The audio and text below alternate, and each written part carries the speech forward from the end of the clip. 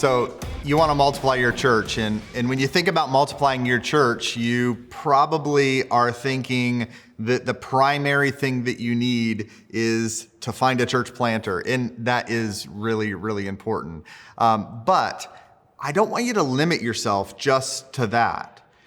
It should be your goal as a church, as a leader in the church, to do everything you can to allow every layer of leadership in your church to participate in multiplication of the kingdom of God. It should be your goal, to say it really succinctly, it should be your goal to have 100% participation from your members in multiplication. You see, church multiplication or church planting isn't a ministry of the church. It's not a department or a segment of the church.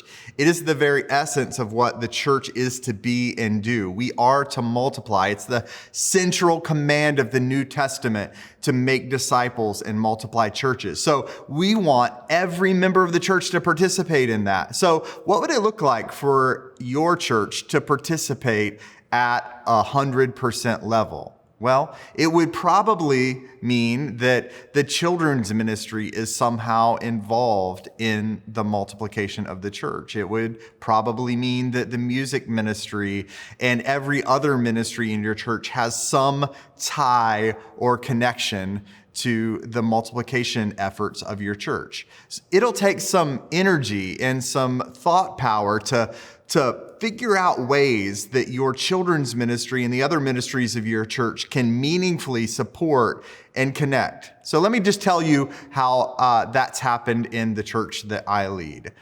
We made a subtle shift, and the shift was, instead of trying to make every ministry that we had be as excellent as it could possibly be, instead of the goal for every ministry being excellence, we shifted the goal to being a goal of duplication or multiplication of leaders.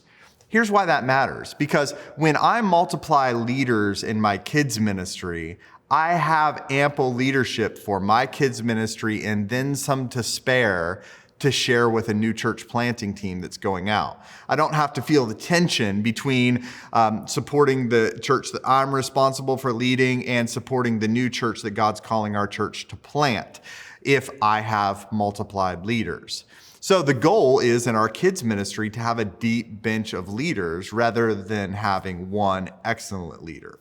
In our worship department, it's the same thing. Instead of the goal of having excellent corporate worship, we want the corporate worship to be excellent, but it's a higher goal for us to train and equip many worship leaders so that there's a plethora of them available to go and be used by God in other places. I think of Charles Haddon Spurgeon, the great British preacher on this subject, and he says, "It is our joy to dismiss our 12s and our 20s to go and form new churches elsewhere. And so long as we do this, we shall be blessed." He was teaching his congregation in London that the Lord's blessing would come back to them if they would just be generous and give their people, their energy, their resources away for the multiplication of the kingdom of God. And that's how the kingdom works. We push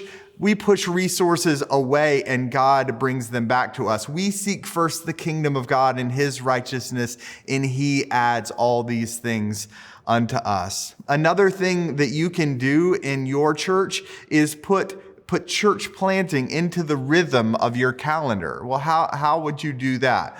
Here's how you do it.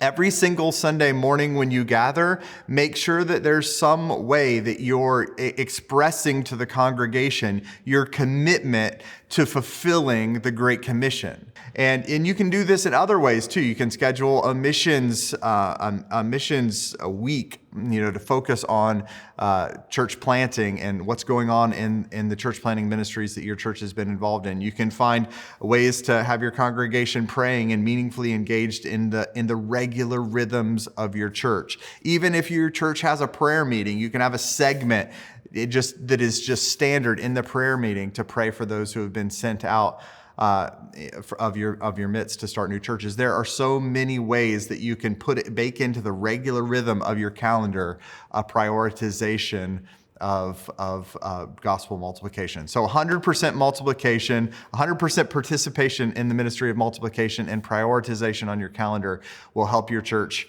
to focus on multiplication and mission.